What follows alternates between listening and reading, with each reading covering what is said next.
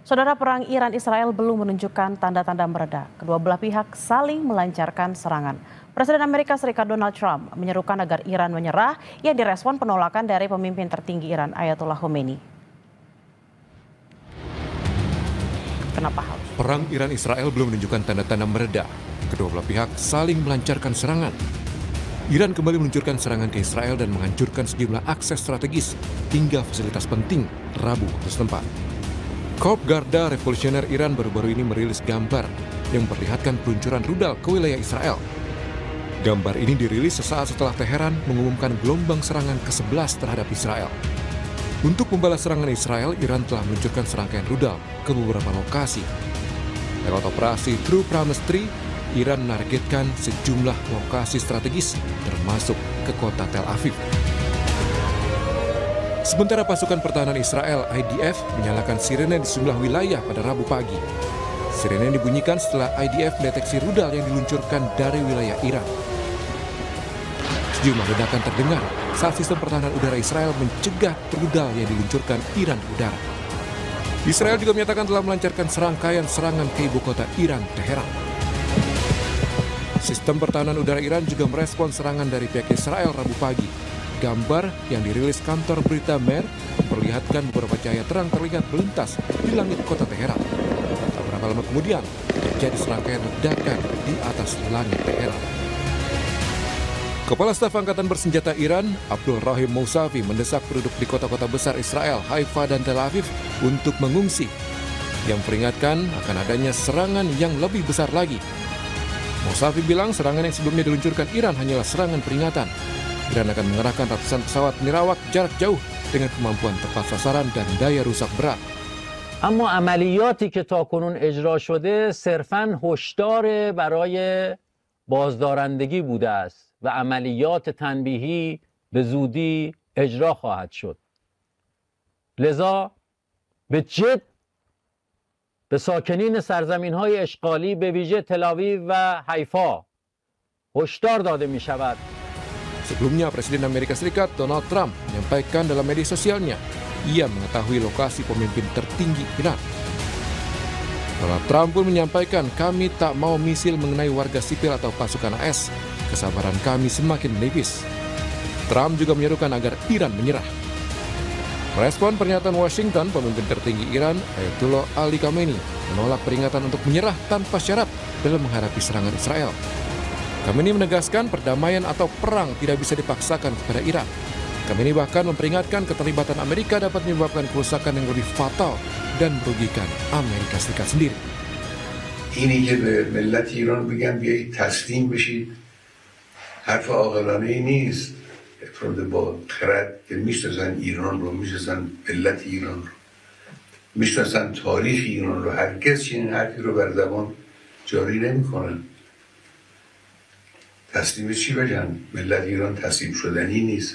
آمریکا در این قضیه 100% به ضرر اوست. اونچه که او در این زمینه ضربه خواهد خورد به مراتب بیشتر است از اونچه که ایران ممکنه سره. Iran dan Israel hingga kini masih saling serang.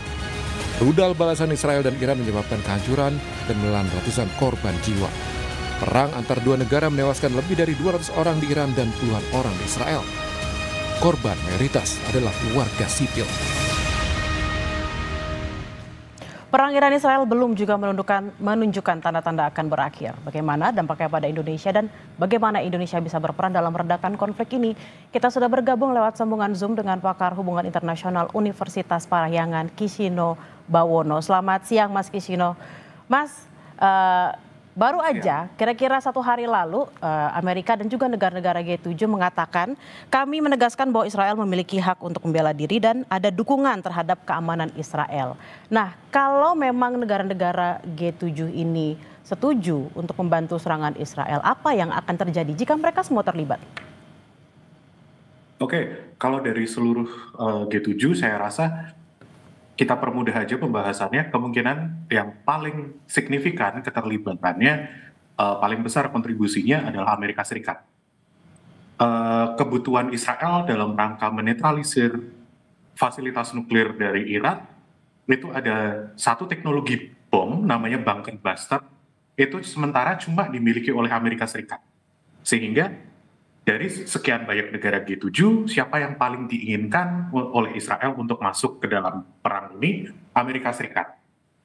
Karena apa? Teknologi bunker buster ini itu belum dimiliki negara manapun, even Israel, yang punya cuma Amerika Serikat. Karena fasilitas nuklir Iran, salah satunya di kota Fordo, itu dibangun di dalam sebuah gunung, dia ada kayak di bawah puluhan atau bahkan ratusan meter di bawah tanah, sehingga teknologi bomnya harus sangat advance untuk bisa menetralisir fasilitas nuklir ini. Dan tentunya kalau kemudian negara-negara Barat ini join dalam pertempuran ini, dalam perang ini, eskalasinya kemungkinan besar akan meningkat. Iran pun akan semakin desperate untuk menunjukkan bahwa mereka masih berani melawan, masih bisa melawan. Gitu. Mas Kisino, kalau memang belum ada tanda-tanda bakal mereda, arahnya bakal kemana? Apakah memang dalam waktu dekat bisa meredakah? Karena kalau kita lihat dari pernyataan-pernyataan Iran selama ini, mereka juga agak tersinggung gitu ya dengan adanya serangan yang diberikan oleh Israel, dan juga ternyata Israel didukung oleh negara yang lebih besar seperti Amerika Serikat. Meluasnya akan seperti apa? Dampaknya seperti apa? Terutama nih untuk kita sebagai Indonesia. Oke, kalau meluas siapa yang paling mungkin ikut seperti yang saya bilang tadi adalah Amerika Serikat gitu ya. Presiden Donald Trump sudah kayak mengindikasikan Amerika akan join. Cuma hambatannya di level domestiknya menurut survei dari The Economist dan YouGov, publik Amerika Serikat masih di bawah 30% yang setuju untuk Amerika ikut dalam perang. Dan ini berarti Presiden Trump masih harus meyakinkan publik bahwa ada urgensi, ada justifikasi untuk ikut ini. Di sisi lain, partai politik di Amerika Serikat juga ada secara bipartisan masih menjadi yang menyuarakan untuk tidak ikut dalam perang ini. Jadi Amerika paling mungkin, tapi masih ada hambatannya. Lalu efek eskalasinya akan seperti apa? Iran sendiri sudah bilang bahwa kalau Amerika ikut perang, maka Iran akan menyerang beberapa aset Amerika Serikat yang ada di kawasan. Aset Amerika yang ada di kawasan itu kemudian apa? Berarti pangkalan militer Amerika Serikat yang ada, contohnya di beberapa negara Teluk.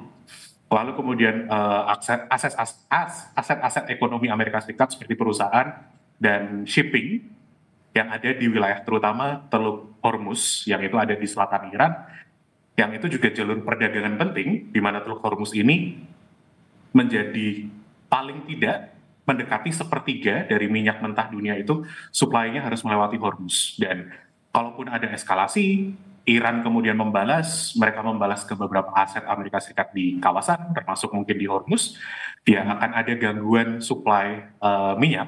Dan kalau gangguan suplai minyak ini terjadi, cepat atau lambat pasti akan mempengaruhi Indonesia, karena minyak itu komoditas yang penting. Dia pasti kalau ada gangguan, dia mengganggu komoditas lainnya, dia akan mengganggu perdagangan internasional, dia akan mengganggu ekonomi global. Dan itu pun bisa juga ada skenario panjangan tangan dari Iran, yaitu di Yaman, kelompok Houthi, bisa saja juga ikut mengganggu perdagangan internasional di Laut Merah, yang itu juga jadi jalur perdagangan penting. Gitu. Nah, kalau itu memang kaitannya dengan perdagangan dan juga Indonesia. Kalau misalnya kita membahas soal kaitannya dengan membela diri nih, karena kan Israel katanya didukung sama G7 dan terutama Amerika Serikat. Kalau saja seandainya Iran ternyata didukung oleh negara-negara lain, let's say mungkin Rusia, mungkin Cina, atau mungkin Korea Utara, apa dampaknya, Mas?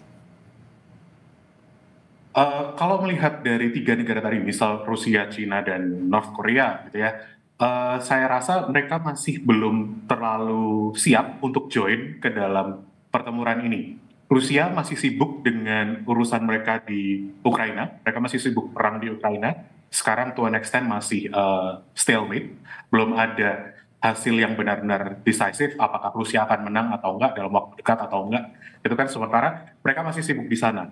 Cina di satu sisi mereka masih memainkan politik yang menunjukkan bahwa mereka pro dengan perdamaian. Ya, mereka masih menjual senjata kemana-mana gitu kan, tapi secara resmi mereka masih memposisikan mereka pro dengan negosiasi, pro dengan damai. Jadi rasanya mereka tidak akan seterbuka itu untuk mendukung Iran. Lalu Korea Utara juga rasanya masih akan sibuk untuk membantu Rusia di Ukraina. Beberapa bulan yang lalu pernah ada pemberitaan bahwa pasukan dari Korea Utara itu dipakai oleh Rusia di wilayah timur dari Ukraina. Dan kalaupun kemudian mereka akan membantu Iran, rasanya masih terlalu jauh. Masih ada hal yang harus dihitung-hitung istilahnya gitu ya Mas, karena memang tadi ada Ukraina juga di sana, dan juga mungkin kalau misalnya pengaruhnya ke permasalahan ekonomi mungkin aja kalau ada negara-negara lain yang bisa membantu Iran. Nah Mas, kalau kita lihat kan KBRI ini di Teheran sudah mengumumkan meningkatkan dari siaga 2 ke siaga 1 untuk WNI mulai untuk dievakuasi. Nah, ini jadi dampak yang sangat signifikan terkait dengan intensnya serangan antara Israel dan Iran ini.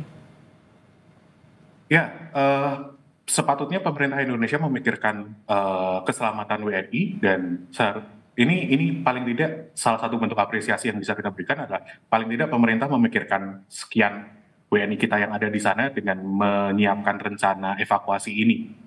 Semoga, ya harapannya adalah kita prepare for worst case scenario gitu kan. Idealnya tidak ada eskalasi, idealnya Iran dan Israel akan ke meja perundingan, tapi ya daripada kenapa-kenapa ya Kemlu seharusnya sudah menyiapkan ini, dan ya sepatutnya kita apresiasi. Semoga sih proses evakuasinya berjalan dengan lancar. Ya, kita memang harus prepare for the worst. Prepare for the worst-nya adalah lebih baik memang WNI kita untuk dievakuasi terlebih dahulu agar tidak ada, dan diharapkan memang tidak ada korban jiwa dari warga negara Indonesia. Terima kasih Kisino Bawono, pakar hubungan internasional Universitas Parayangan. Selamat beraktivitas kembali dan salam sehat.